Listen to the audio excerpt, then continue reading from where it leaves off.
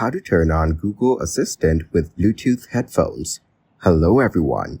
In this video, I will show you how to turn on Google Assistant with Bluetooth headphones.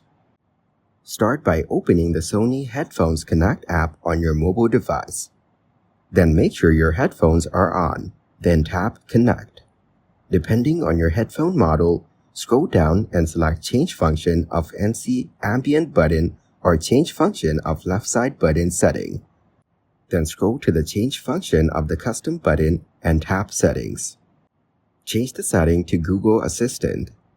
Next, set up the Google Assistant app according to your device type.